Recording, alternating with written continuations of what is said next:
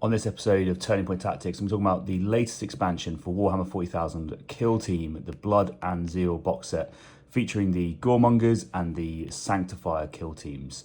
So we're going to go through the rules initially for the Sanctifiers, and the next episode we'll go through and talk about the Goremongers and show you what you get within Blood and Zeal. So let's get into it.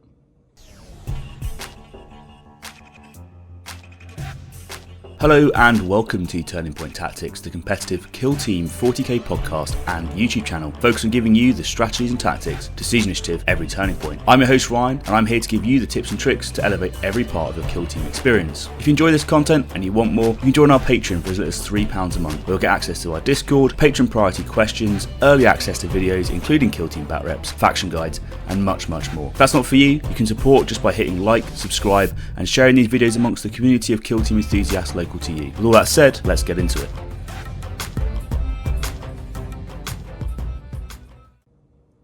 Okay, so this is the faction reveal and talk through the rules when it comes to the Sanctifier Kill Teams, the Imperial team you see here on the left in the Blood and Zeal expansion for Warhammer 40,000 Kill Team. So this is obviously the rule book that you get. At the beginning, you have all the sort of standard fluff artwork, lore bits that you would expect in any of these sort of books.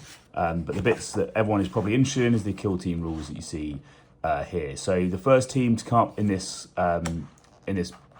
box set is a Sanctifier Kill Team, and you can see when it comes to the Operative Selection you have the various Imperial Operatives that you have. So the first thing I'm going to say when it comes for the Sanctifier Kill Team is the archetypes down at the bottom: Security and Seek and Destroy. Security, pretty strong archetype for these guys, and has been pretty consistently scoring for most tournaments. So I'd say it's probably the second best when it comes to archetypes. It is a bit map dependent, and then Seek and Destroy gives you a bit more of an interesting option. If you have some 3 APL operatives, you might be able to exploit this a little bit more. There's a little like heads up. We have a comms model, we have a 3 APL Death Cult Assassin. So there's some ways to potentially get some 3 APL models to get a bit more scoring on some of the hard to score ones here, or you press for something like Storm Hostile Objectives. So if you were to have quite a lot of movement shenanigans, you might be able to achieve that a little bit easier than you would on other maps, say. So let's get into some of the key bits that I guess people are going to care about, which is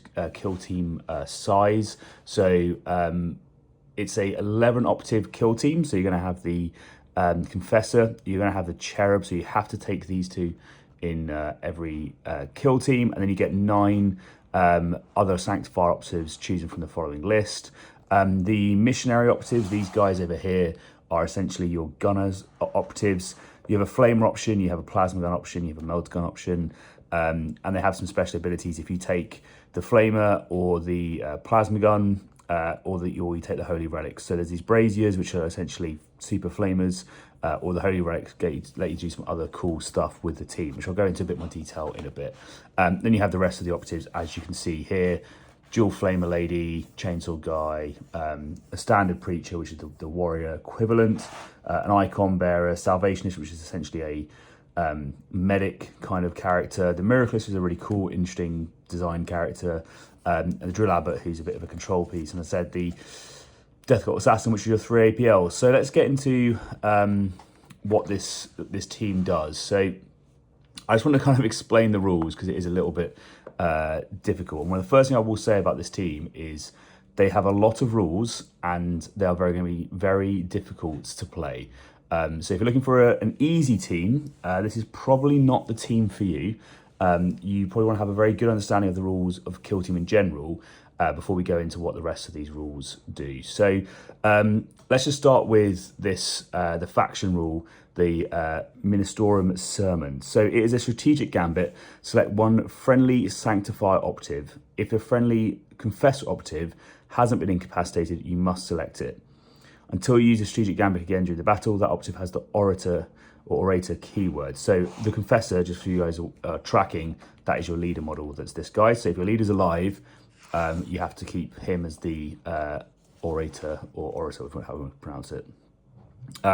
So whenever a friendly Sanctifier operative is within 3 inches of a friendly Orator operative, or 6 inches if the Orator is a Confessor, that friendly Sanctifier operative is benefiting from the sermon. So essentially you have this bubble around your leader, which is 6 inches of the leader's alive, or you choose someone else and it's then 3 inches, so you get less of a benefit. and then you're going to get these benefits for being nearby. And a lot of their rules are related directly to having this sermon benefit. So whenever a friendly Sanctifier operative is activated within 3 inches of a friendly Orator operative, or 6 inches of the Orator is a Confessor, that friendly Sanctifier operative is benefiting from the sermon until the end of that activation, even if it then moves more than the distance required for the Orator operative. What this means is let's say you start within 6 inches of your Confessor, you're in the sermon, you charge your 8 inches away, and now you're outside of that sermon range. Well, actually, you're still going to get the benefit as if you were in the sermon. So it means that during that activation, if you start within that range, you get to keep it throughout that activation. It's quite a cool little buff there. So I haven't forgotten about the fact that you might be doing things that means that you move away potentially from your leader model. The next bit is whenever a friendly Sanctifier operative is benefiting from the sermon, normal and crit damage of 3 or more inflict 1 less damage on it. There's not a roll for this. It's not like a 5-up feel no pain or anything like that. It's just a straight up damage reduction on anything that's 3 or more. And realistically, for all these models, that means that you're going to be taking another attack dice to die potentially. So let's say you get hit by a bolter profile. You get a crit and a normal, would normally do 7 damage and you die. Now instead, actually, you're going to be getting only 5 damage, and therefore you're going to live. So really big buff this. This is a huge defensive buff. It affects things like crack grenades a lot, and it means that you're going to see, weirdly, you are way more tanky if you're benefiting from the sermon. So just something to be aware of. Those auras, and managing that aura is going to be really important. They also have this blaze rule, which is very similar to how the previous edition fire rules worked for novitiates, in a similar way. But I'll explain it now just so you guys can see. So some of the team's weapons have the blaze rule. So the blaze is now explained. If you retain any critical successes, the operative this weapon is being used against gains one of your blaze tokens if it doesn't already have one. Whenever an operative that has one of your blaze tokens is activated, inflict D3 damage on it. Then the operative controlling player selects one of the following. Roll 1d6 on a 3+, remove that token. Subtract 1 from operative APL stat until the end of the activation to remove that token. So this is really strong for various reasons. So the first reason is you'll see the damage profiles of a lot of the weapons means that just being able to have that little bit more damage, the D3 damage, can just chip things over the edge and get the kill on stuff that you weren't necessarily expecting. And that happens when you're activated, right? So you get a chance to remove people. And then there's a chance that either they're going to keep taking more damage, or they're going to have to spend some APL to actually remove it. So it can essentially apply a sort of stun effect against other teams unless they want to keep taking consistent damage. So this is really good. This is also on a retain, by the way, so it doesn't have to go through. It's just if you retain any successes. So ITD and that sort of stuff, you're going to be getting a lot of these blaze tokens, I think. And it's just going to be free damage that's going out and potentially free stuns, or forcing your opponent to roll those 3-ups. And if they get unlucky, they can take even more damage. Okay, so let's look at the strategic ploys. So the standard 4 and 4 when it comes to ploys. So let's go into the first one. Whenever an operative is shooting a friendly Sanctifier operative that is benefiting from the sermon, you can re-roll any of the defense dice of 1 result, e.g. 2. So this is essentially your ceaseless defense. It's called the Emperor Protects. It's okay, you might use this every now and then, but most of the time when it comes to defensive strats, we know that we prefer to be doing offensive strats unless it's like a guaranteed outcome, like a half damage or some sort of damage reduction. And noting that you already have the sermon damage reduction, well, this is like a double up on the sermon. I feel like it's probably unnecessary for most of the time, but the option is there should you want it to be able to re-roll some of your defense dice. So kind of cool as a strategic point goes. Next one is Fervent Brawl. Whenever a friendly Sanctifier operative that's benefiting from the sermon is fighting or retaliating, its melee weapons have the ceaseless weapon rule. So I think you'll be using this quite a lot. It's really good that it's for both fighting or retaliating, but just remember it's when you're benefiting from the sermon. So if you're not benefiting from the sermon, then you're not going to be getting this benefit. I think you'll be using this a lot of the time because you have a lot of melee operatives, and just having that ceaseless is going to be really good. Ceaseless is a good keyword to have. So that's a strong strategic ploy. You'll probably want to use it quite a lot. Whenever a friendly Sanctifier operative is, this is Zealous Persecution, whenever a friendly Sanctifier operative is fighting during an activation in which it performed the charge action, its melee weapons have the lethal 5 weapon rule. Again, this is really good. A lot of the time you'll be able to see what breakpoints you care about, and therefore if the lethal 5 is going to be applicable or not. But potentially it's just a way to boost your damage output. Lethal 5 is pretty good, particularly if you need to be able to get the crits against certain enemies. I'm thinking things like Felgor and that sort of stuff. Might be really important for you to be able to get that lethal 5. And then finally, Rally the Flock. Each friendly Sanctifier operative, excluding the Orator, so your leader or the selected model that you choose, that's benefited from the sermon, can immediately perform a free dash or fall back action. For the latter, it cannot move more than 3 inches. Each that does so must end that move closer to a friendly Orator operative. You cannot use this ploy during the first turning point. So this is really like a strong ability if people are trying to tie you up in combat, because potentially you can have a quite huge bubble that's like 6 inches of distance from your model, where you just get to free fall back from enemy models, or dash in a way which might be able to extend your threat range or move your models to a place that people weren't necessarily expecting. So that's some interesting strategic ploy movement shenanigans, but you at least know they're going to be going back towards that key model in the middle. Nice. So these are all like actually pretty decent. I think Emperor Protects is kind of like an average ploy. These two, when it comes to fighting, are pretty good. Ceaseless and Lethal 5 I can see being used, and then Rally the Flock is also pretty good. So so far so good when it comes to strategic ploys. I'm going to note here that there isn't anything benefiting shooting just yet in any of these strategic ploys, so something to be aware of. Okay, Rosarius is the first Firefight ploy. So this is just a scratch, right? So it's just a scratch. Use this Firefight ploy when an attack dice inflicts normal damage on a friendly Sanctifier operative. Ignore that inflicted damage. So crit damage is still going to go through, but normal damage is there. So you have that damage reduction that's going to be going against crits. So let's say someone hits you with a crit damage that's usually 7 damage. Well, actually, it's going to become 6 damage, or you know, whatever it is. And then you can also just scratch normal damage, which is why I think this Emperor Text is slightly less useful, because you have a backup option here as well. And this is going to be really strong in melee fights, where you can potentially change the outcome of fights just by using a 1 CP just to scratch. So people are going to try and bait this out, I think, and you're going to need to bait it out to avoid unfavorable trades in melee when it comes to fighting this team. Okay, next one, Ardent Eradication. Use this Firefight ploy after rolling your attack dice for a friendly Sanctifier operative. If it is shooting against or fighting against an enemy operative that is within 3 inches of a friendly Orator operative or 6 inches of the Orator as a Confessor, you can reroll any of your attack dice. This is a 1 CP Relentless, basically, in a bubble around your Orator. So I think it's a bit niche. I find generally when you come to CP economy, you're not often spending for Relentless, but potentially if you need a kill, you just need it to happen, and they're in the right aura, you're going to use this to be able to potentially get a kill. And the fact that it's after rolling your attack dice is really nice.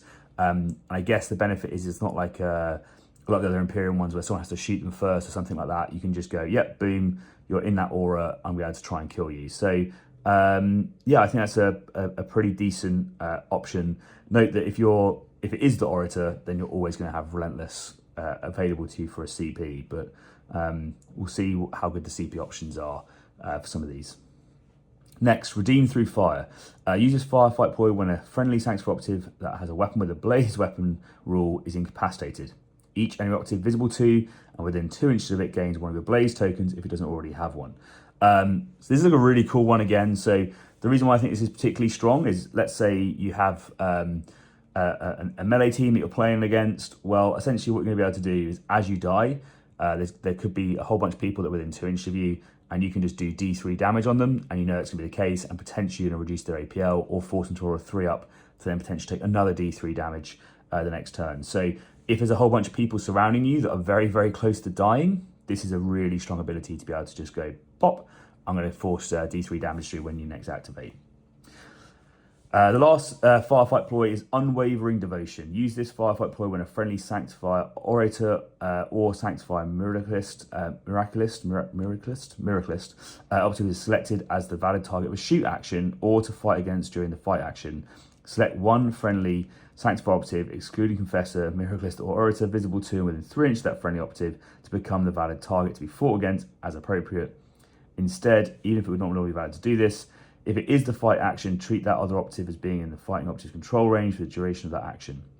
The Ploy has no effect if the shoot action and the range weapon has the blast or torrent weapon rule. Cool. This is the get down Mr. President option that works in basically melee or shooting, and it works for your Orator or your Miraculist, so basically your leader model or whoever's nominated, and this other model that we'll talk about in a second. And you can just force people to fight or do something against them instead. So there's some really nasty things that you can mess around with melee teams in here. So you have the damage reduction. So if your like melee is 4/4, I'm thinking teams like Felgor, suddenly they're going to really struggle to kill you because they need to force through more dice. You have the Rosarius, who again potentially make quite poor trades in melee, and then also, when they think they're going to try and finish someone off who's really, really weak, you can potentially then shift it onto someone else if you have the CP. So this is actually a really good suite of ploys, I think. They all kind of have a purpose. I think the weakest ploy is probably going to be the Emperor Protects. And some of these are a bit more situational, but you're probably saving at least 3 CP for Rosarius on turn 2, 3, and 4. And then you're probably spending the rest of your CP on the Ceaseless in melee, occasionally lethal 5, potentially, depending on what you want to try and do. So there's some really interesting ploys there, which seem to be quite strong. But I guess we need to try and see what the data sheets are to see if it's going to be any use. So firstly, we're up to the leader, the Sanctifier Confessor. So standard stuff, he's 2 APL, he has a 6-inch move, a 5-up save, and a whopping 10 wounds. So this is 10 wounds, and you're probably thinking, oh, 10 wounds is a big boy leader, but just reminding you, this is 10 wounds with, basically permanently for this guy, -1 normal damage, -1 crit damage, because he's always going to be the Orator when he's alive, so he's always going to be in the Sermon range. And he has access to Just a Scratch. So this is very misleading. People who have played against models with damage reduction know that this is probably going to feel like you're fighting in a Space Marine Astartes. So real strong here. He's going to be a tank. Let's look at his weapon though. So he has a Mace of Censure, 4 attacks, hitting on 3s, 5/5, brutal shock. So these are just fantastic keywords. Brutal means that he's way more reliable to kill someone, reminding you that he can potentially have Ceaseless on this. So 3 Ceaseless is pretty good for reliability, and it could potentially be lethal 5 as well. So that is a nasty melee profile to have. Note though, no range weapons. So this is probably a team that is going to benefit from some crack grenades if you wanted to, because this guy isn't going to be getting any multi-kills unless he has access to some kind of shooting. So an interesting stat line to begin with. Let's look at his special rules. So lead the procession. Whenever this operative is an Orator and performs the charge, fallback, or reposition action during its activation, you can use this rule before it moves.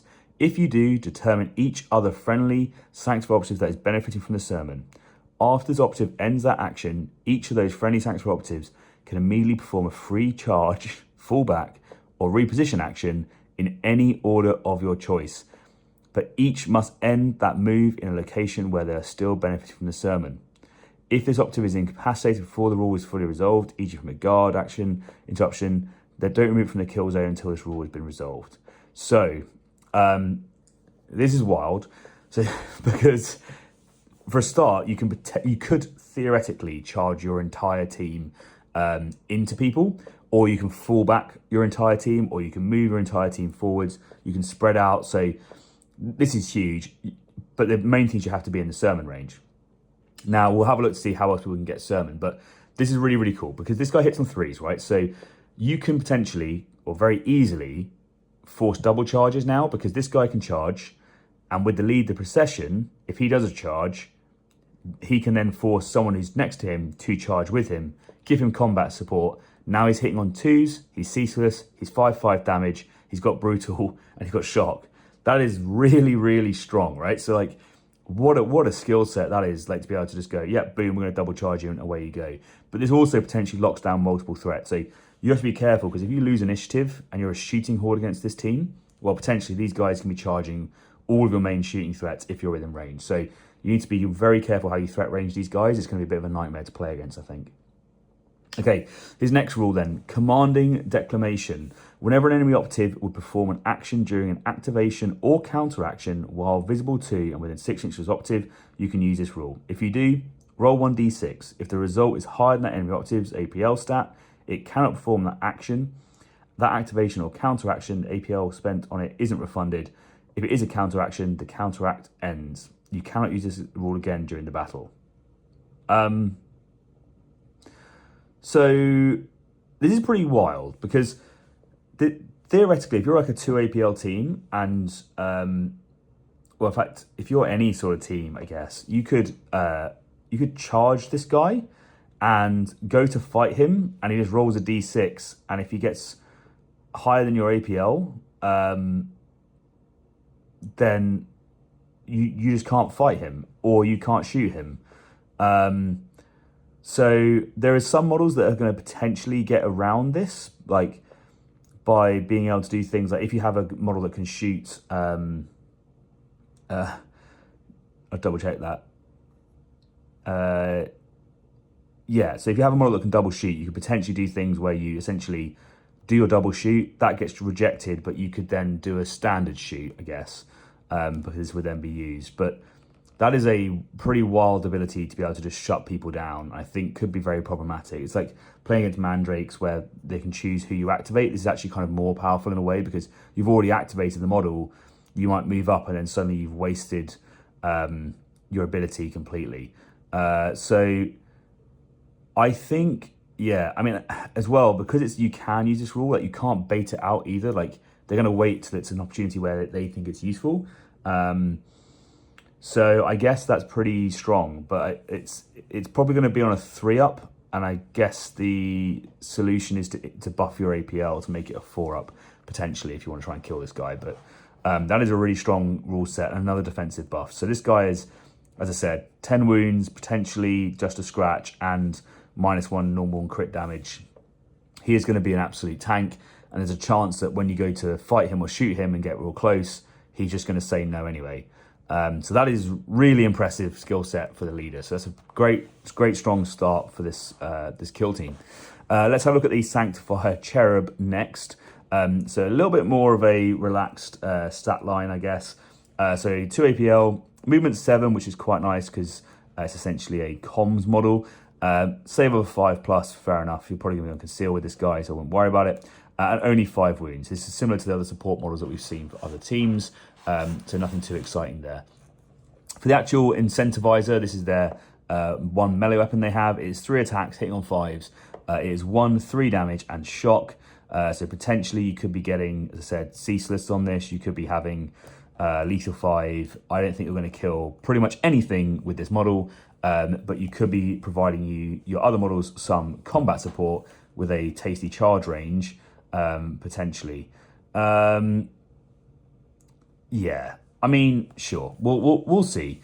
Well, but yeah, not a killing model. That's not why you're bringing them, right? So there's a few other rules that this guy has. So Cherub, whenever determining control and objective marker, treat its APL stat as 1 lower. Fair enough. So he's just an APL 1 sort of for objective control. When this operative has conceal order and is in cover, it cannot be set to the valid target, taking as all the rules advantage terrain. So it has super conceal. So it cannot use any weapons that aren't on its data card or perform unique actions other than incentivize. Makes sense. So you can't give this guy crack grenades or anything like that. It has the fly key special rule, which is pretty standard for fly.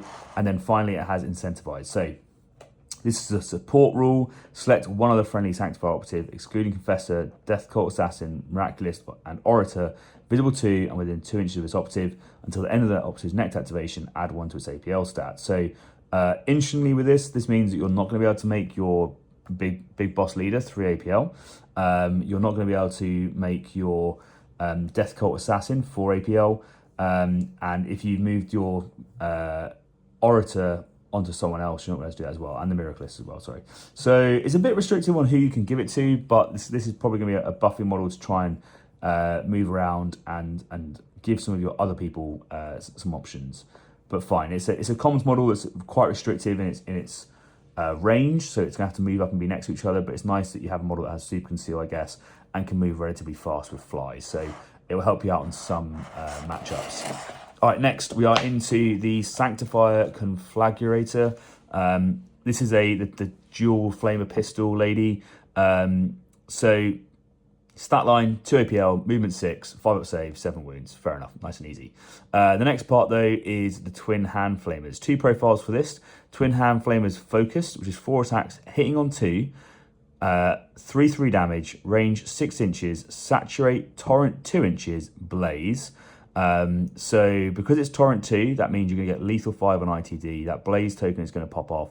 The reason why I think that's important is because let's say you put through 6 damage with your flamers and you're like, cool, well, you know, when that model activates, it takes D3, that's going to kill a 7 wound model. So the 3/3 is almost a bit misleading potentially, because you're going to be able to get that additional damage on the next when the next activate.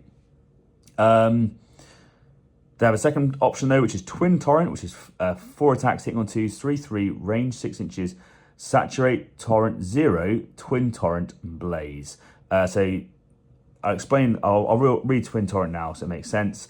Select up to 2 valid targets, shoot with this weapon against both of them in any order of your choice, roll each sequence separately. Torrent 0 means you cannot select secondary targets, but this weapon still has a torrent rule for all other purposes, e.g. Condensed Stronghold, see Killzone Volkus, Kill Team rulebook. So essentially, it gives you the lethal 5, but you're choosing 2 separate targets, and it's a way for you to get a double kill.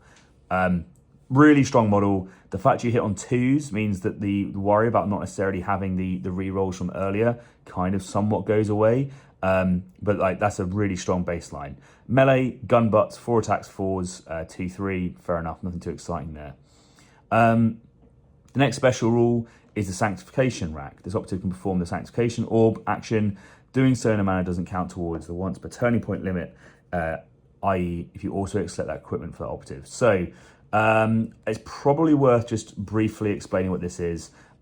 Basically, think of it as an ability to get Seek for an action point. So I think your Cherub is going to be potentially buffing a Conflagrator to be able to give them some Seek options, and then you can essentially move up double flame and try and get some kills. Particularly nasty if people are inside any sort of condensed environment, be that a stronghold or if they're in ITD. So a really strong ability, and you can potentially get them out of heavy cover as well, which is gross. So this guy's a bit of a menace against 7 wound teams.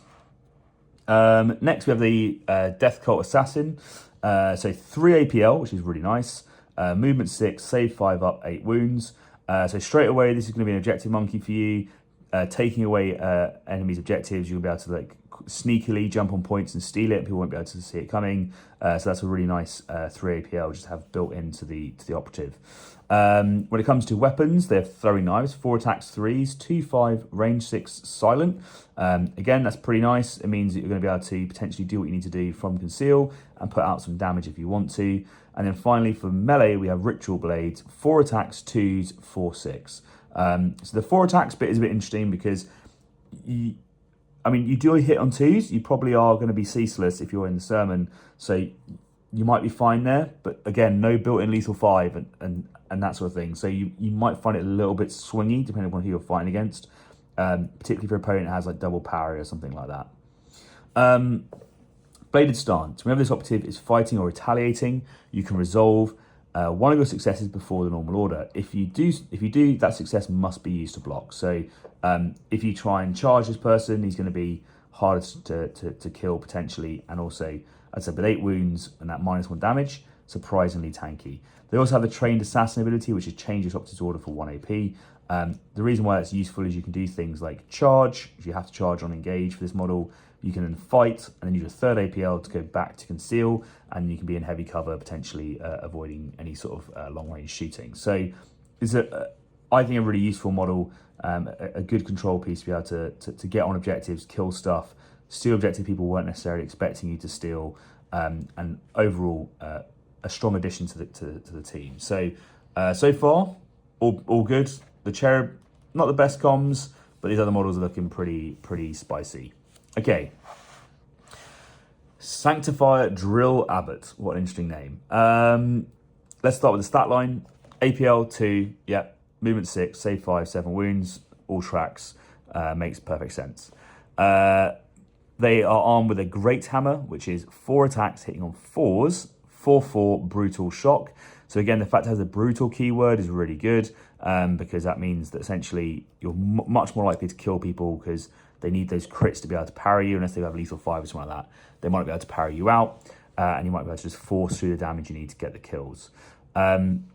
The special rule they have, Scholar Progenium Disciplinarian. Whenever a friendly Sanctifier operative is within 6 inches of operative, you can ignore any changes to that operative's stats from being injured, including its weapon stats.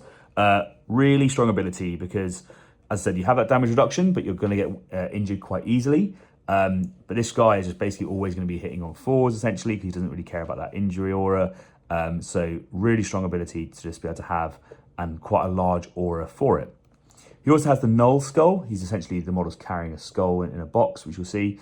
Whenever any operative is within 6 inches of this operative, that enemy doctor's APL stat cannot be added to. Remove all positive APL stat changes it has. If any operative that has more than 6 inches from this operative has a positive APL stat change, and your opponent spends its final AP to move this operative within 6 inches of the operative, this can cause your opponent to have spent more APL than its APL stat. This is permitted in this situation. Well, okay. So what this means is like you can't move, dash, and shoot this guy. Is what I'm trying to trying to read from this. So you can move and dash, or you can move and shoot, and then you won't be able to do your third action or whatever. But like if your dash means you end up within range of him, then you're fine if that was your last APL. But if it wasn't your last APL, then you're going to lose whatever APL you have remaining. These are really strong. It just turns off comms abilities, which a lot of people need to be able to potentially have the range to come and hit you. So these two auras combined are really good auras.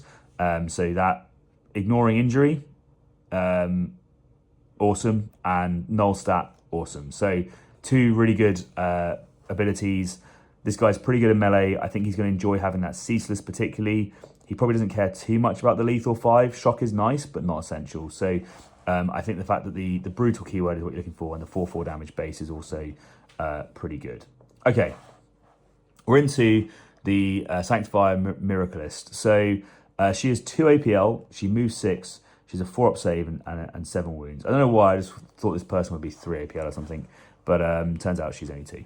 Okay, so she has quite a few weapon options, well, 4 on a data sheet, so let's go through those options. So first is Holy Light. It's 4 attacks, hitting on 2s, 4/3, range 8, devastating 3, limited 1, piercing 1, saturate, blaze.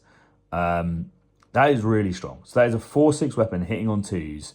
So that's good reliability. That is potentially on like if you just roll crits, potentially just going to like pop people way more than you think it's going to.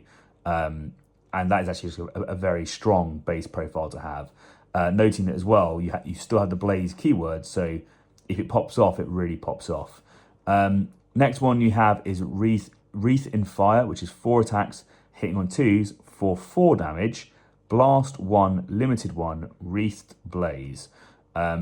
So I'll just have to explain what Wreath does, because otherwise it makes no sense. This operative can perform the shoot action with this weapon while in control range of an enemy operative.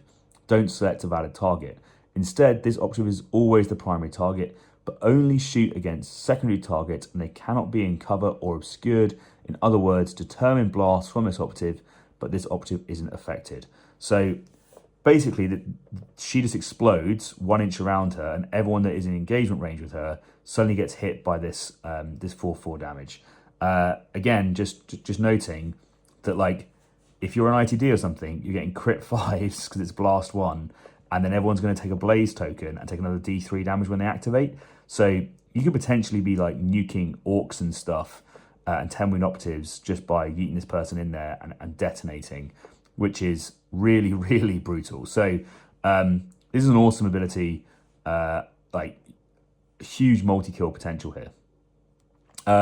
Two more melee options. So she has Burning Hands, which is 1 attack, hitting on 2s, 7/8 damage, brutal, limited 1 blaze. So if you charge someone and they're a 7 wound operative, you can just roll a dice. If you roll a 2 up, you can just touch your hand on their head and they just explode. So like, wow. The one downside of this operative is all of these weapons are limited. So she will run out of steam quite quickly. But the fact that she can have these is pretty crazy. And then finally we have Miracle. The first time this operative would be incapacitated during the battle. It is not incapacitated. Has 1 wound remaining and cannot be incapacitated for the remainder of the action. All remaining attack dice are discarded, including yours if this operative is fighting or retaliating.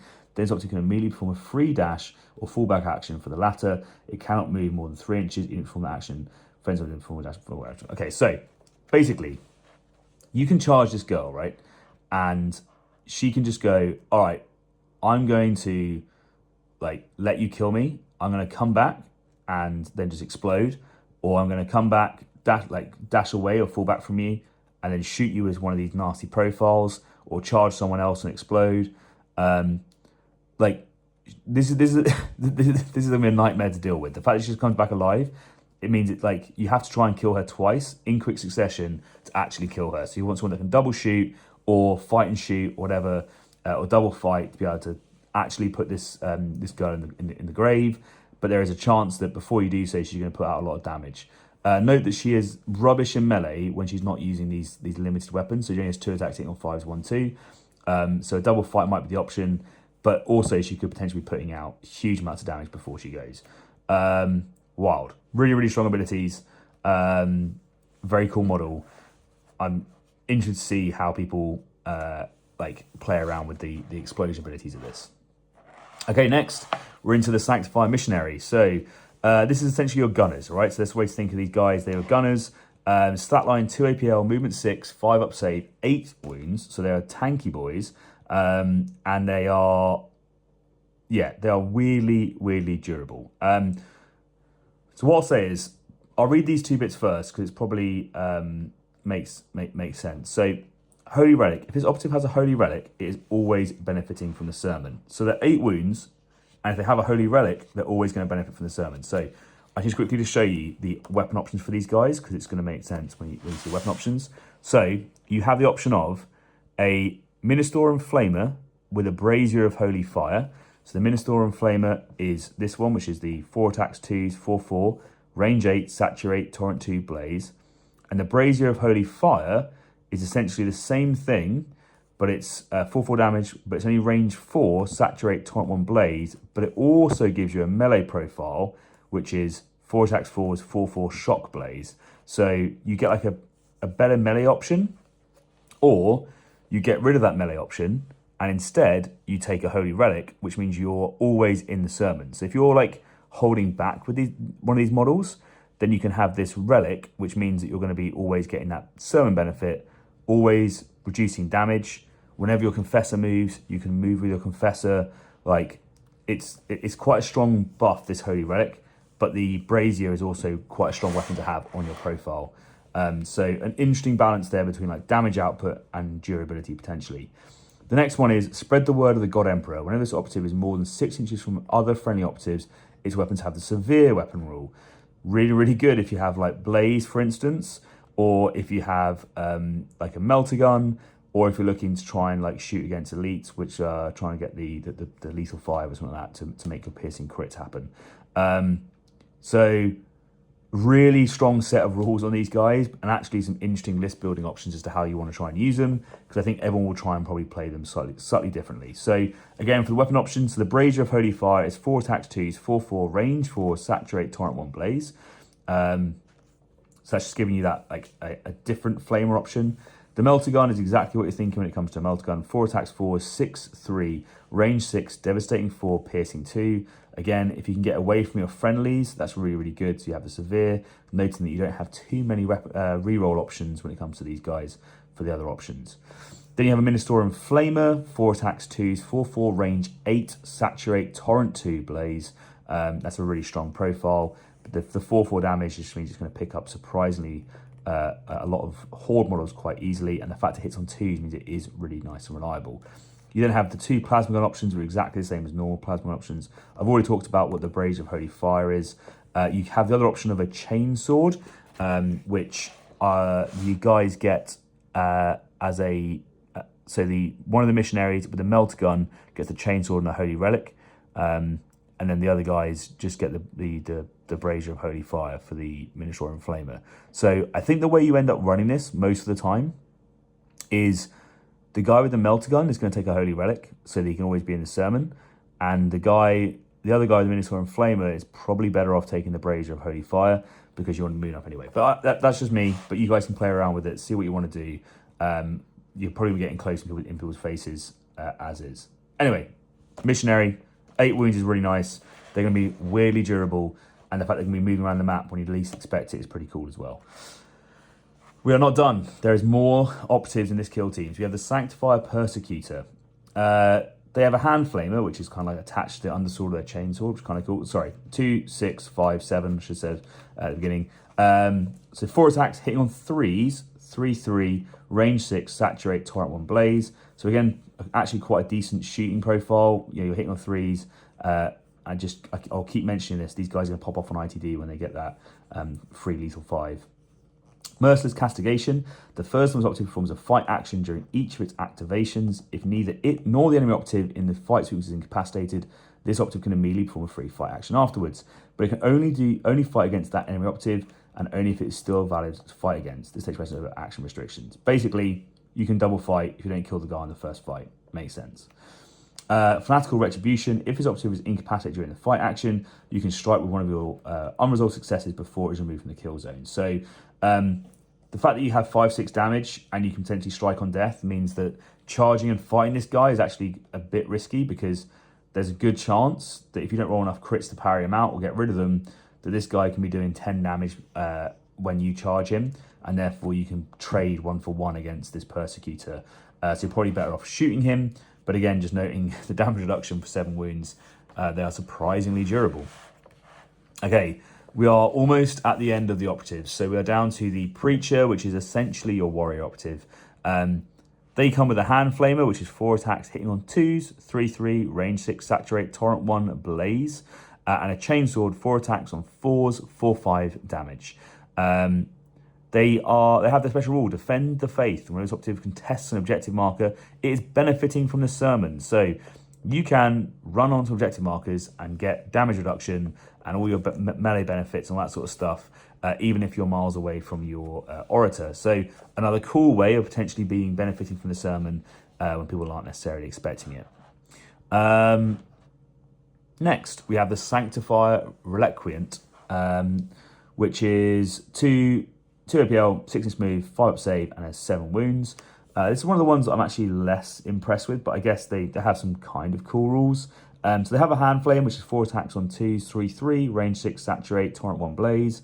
They count as 1 additional APL for, whenever a determining control of a marker within 6 inches of operative, treat the APL stat of friendly Sanctified operatives that contest it as 1 higher if at least 1 friendly Sanctified operative controls this marker. No, this doesn't change the APL stat. So basically, what it's saying is, if you're within 6 inches, the objective marker is in 6 inches of this guy, you count as 1 higher for your dudes, which is pretty useful for objective control. I'm sure there is a way on some maps to position him so he can be contesting 2, probably your home objective and the middle objective, and that's quite a nice buff to have. His other rule is this Imperial Cult Devotion. Once per turning point, when a friendly Sanctifier operative is incapacitated within 6 inches of the operative, you can use this rule. If you do, before the operative is removed from the kill zone, you can perform 1 free action, excluding fight, and you can change its order to do so. It is then incapacitated as normal. Really nice ability. This is a way to potentially just put out more damage during your opponent's activation that people aren't expecting, particularly if you have like a torrent option available to you, or something like that, with some of those really nasty flamers that we've seen on these guys. Okay, we're into the final operative, the Sanctifier Salvationist. This is probably my least favourite operative on the kill team. They do some interesting stuff, but I actually think that you might drop them for Preachers in future. I might be wrong, but I'll talk about what they do. But they're essentially a medic that is is fine. Like they're fine, but I just think that you might want a bit more damage output from what other people can do. So 2 APL, move 6 inches, 5 save and 7 wounds. They have a soul stay, which is a melee weapon, which is 3 attacks, hitting on 5s, 2-3. So you're not killing anyone with this guy unless you take crack grenades. So yeah, okay, fine. Conversion field, whenever an operative more than 6 inches from this operative is shooting against a friendly Sanctifier operative within 6 inches of this operative, improve that friendly operative save by 1 and worsen the piercing of that weapon by 1, if any. So it's a kind of like an interesting buff, because if you get too close to this guy, you can turn it off. So you want him at the back, and then you want him to buff the saving stat of your guys, making them a 4-up save and reducing the piercing of stuff coming in. So if you're against like a long-range shooting team, this guy might have a place. But I think this is a bit niche, and I think just having a flamer dude with a chainsaw more often might be the better option. I don't know. We'll see as time plays on, and maybe I'm wrong. If you had like an icon ability like this guy does, then I might be more interested. But he doesn't have that. Does also have a med kit though. So select one friendly Sanctifier operative with this operative's control range to regain 2d3 lost wounds. You can perform action with control during operative. So you can also hand out some heals, which is pretty nice, as I said, because I think people often won't be dying quite as quickly as people think they will be. You'll see here that there is a whole bunch of tokens for this kill team, because there is loads of requirements for tokens. Okay, we're into the faction equipment. So this is what the first thing we talk about is these sanctification orbs. And just for a reminder of people when we're talking about them, the conflagrator, the dual pistol lady, can do this action, and it doesn't count as a limit towards the action normally, right? So I'll read through this, but just so you're aware, one of the operatives is going to be able to do this action for free. Well, not for free, sorry, not for a limit. So once per turning point, one friendly Sanctifier operative, excluding Cherub, Death Cult Assassin, and Miraculous, can perform the following unique action. Select one enemy operative within visible to and within 6 inches operative. That operative and each other enemy operative within 1 inch of it takes a doused test. For an operative to take a doused test, roll 1d6. On a 3+, it gains one of your doused tokens. Whenever a friendly Sanctifier operative is shooting against an operative that has one of your doused tokens, with a weapon that has the Blaze weapon rule, that weapon also has the Seek weapon rule. After a friendly Sanctifier operative uses any weapon that has the Blaze weapon rule against an enemy operative that has one of your doused tokens, remove that token, even if the Seek rule wasn't used. So essentially, what this is you can move up, you can select someone that's visible to you within 6 inches for an APL. You can then roll a 3-up for them and everyone that's within 1 inch of them. And then if you use a Blaze weapon against those models, you gain Seek. That is basically it. One person on the team can do it for free. You can also take this as an equipment option to potentially do it more than once. It's a pretty strong ability where if it pops off and you can douse a whole bunch of enemies and you get these tokens on them, suddenly you're going to be shooting them from a lot longer away, and you have a lot of weapons that have Blaze rule. So it suddenly gives your team a lot more threat range, potentially, that people weren't necessarily expecting. But it is on a 3-up, so it could be a little bit swingy, but it is going to force all your opponents to spread out by 1 inch, so they don't get it. But equally, your entire team is basically equipped with torrent weapons, so they're all going to spread out within 1 inch anyway. So I think what this does is just force people to be a bit more spread out. That being said, if you're on like ITD and hatchways, like, just leave one person in the hatchway, because otherwise you're going to end up with a whole bunch of doused people getting getting melted. Okay, next option is Purity Seals. Once per turning point, when a friendly Sanctifier operative is shooting or fighting, if you roll 2 or more fails, you can discard one of them to retain those normal success instead. Oh my god, this is amazing. This is what is going to massively increase your reliability. You're always going to take this. You want it for your gunners, you want it for your melee. Like, this is going to stop you from just whiffing on your 4-ups. So definitely take this. I wish to God I had this in other teams, because this is so good. Yes, so you're always going to take this. Okay, next, Ecclesiarchy texts. In the ready step of each strategy phase, roll 2d6. If the result is less than the remaining wounds of a friendly orator operative, you gain 1 CP. Note this is done before the gambit step, so if there isn't a valid orator operative, you cannot use this rule during that turning point, e.g. during the first turning point. This is amazing. This is just free CP on turning point 2, 3, and 4 because your Confessor is 10 wounds, right? So on turning point 2, you're almost guaranteed to get extra CP. And then if you don't, you can be really sad about it. But also, if he dies, there's a chance that you can make someone else do it and get it on a 7. But most of the time, you're going to be getting 2 free CP from this, if not more, which is awesome. And then finally, Imperial Cult Symbols. Once per turning point when an operative is shooting friendly Sanctifier operative that is benefiting from the sermon, when you collect your defense dice, you can use this rule. If you do, change one of the attackers to retain critical successes to a normal success. Any weapon rules they've already resolved aren't affected, e.g. piercing crits. So this is like, again, a defensive buff that you can use for shooting, which is why I don't think you really want to have that ceaseless in shooting rerolls, because you can potentially make a crit into a normal. You can just scratch the normal. Like you can reduce the damage from everything else.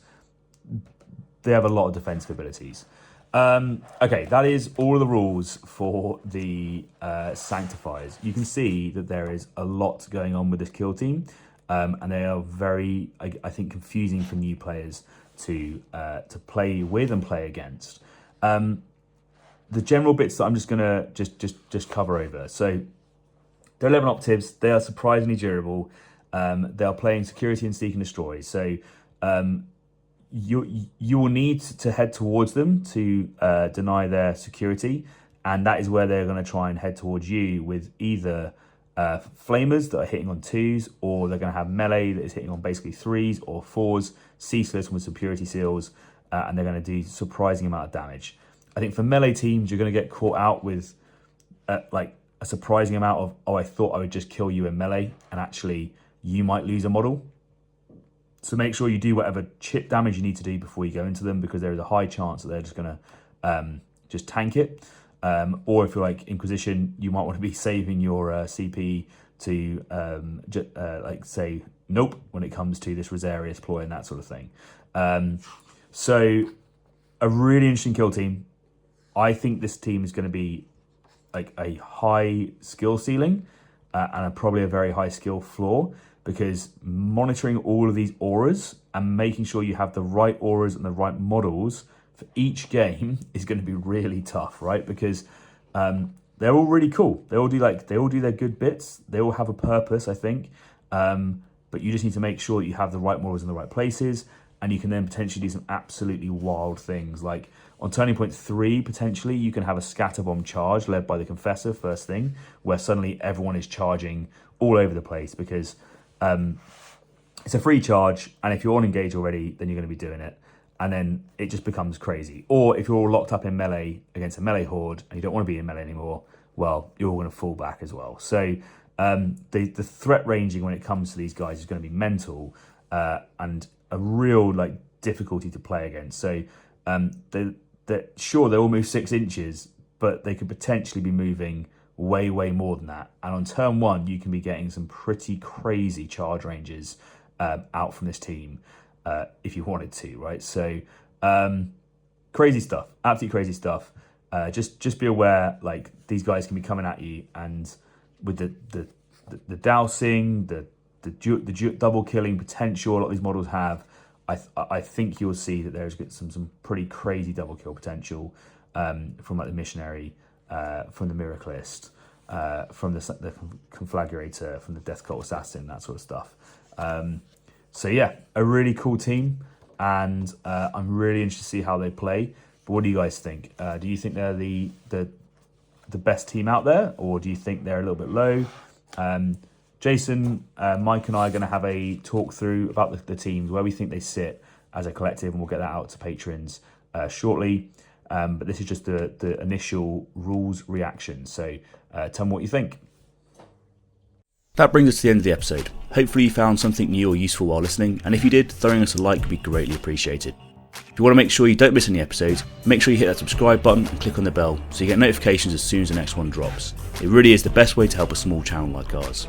And if you can't wait and you do want early access, we have a Patreon where you can get exclusive access to all our content ahead of time. As always, we'd love to hear your thoughts and feedback. Just drop a comment below and we'll get right to you. Thank you so much for listening. I'm your host Ryan. This has been Turning Point Tactics, and we'll see you next week.